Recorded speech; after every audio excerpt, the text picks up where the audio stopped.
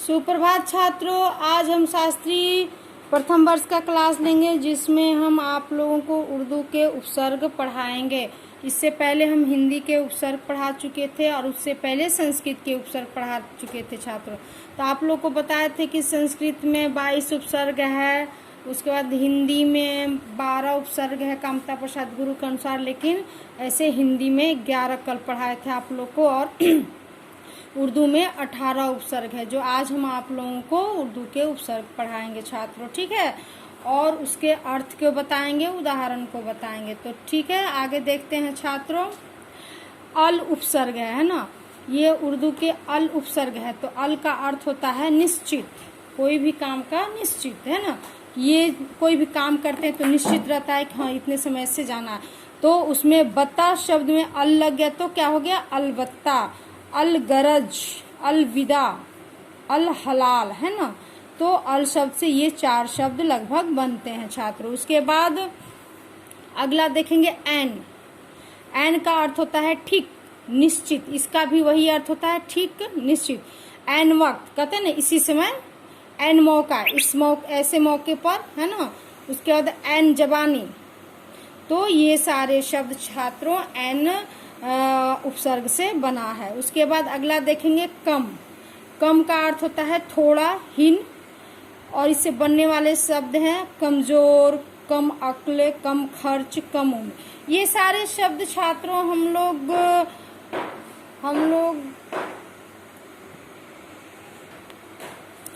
तो ये सारे शब्द जो है छात्रों हम लोग दैनिक जीवन में प्रयोग करते हैं, है ना। जैसे कमजोर, कहते हैं ना, कोई दुबला पतला बच्चा व्यक्ति को देखते तो कहते हो कितना कमजोर हो गया है। किसी बच्ची को देखते हैं या मतलब बड़ी रहती है और बच्ची जैसे दिखते तो कहते हैं कितना कम उम्र है ना। तो ये सारे शब्द हम लोग दैनिक जीवन में प्रयोग करते हैं छात्रों। उसी तरह अगला उपसर्ग है खुश, जिसका अर्थ होता है श्रेष्ठ, है ना। इसका जो उदाहरण है, शब्द जो बनते हैं खुशहाल, ये भी शब्द हम लोग दैनिक जीवन में प्रयोग करते हैं। खुश दिल, जो खुश रहता है हर तरह से उसी को खुश कहते हैं। खुशहाल, खुश दिल, खुशबू, सुंदर खुशबू आती है, सुगंध, खुशखबरी, खुश मिजाज, खुशकिस्मत, है ना। किसी को देखते हैं मुस्कुराते हुए या तो उसको कहते हैं आज तो आप बहुत खुश मिजाज आपका लग रहा है छात्र, है ना। तो इसलिए कोई दिक्कत नहीं। तो आगे हम देखेंगे छात्रों दर शब्द, है ना। दर उपसर्ग, शब्द नहीं, दर उपसर्ग। इसका अर्थ होता है में। तो इससे बनने वाले शब्द हैं दरअसल, दरकरार, दर हकीकत, दरमियान, है ना।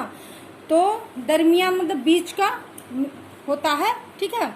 ना उपसर्ग, ना उपसर्ग का अर्थ होता है अभाव, जैसे नाराज, नादान, नाहक, नालायक, नाचीज, है ना।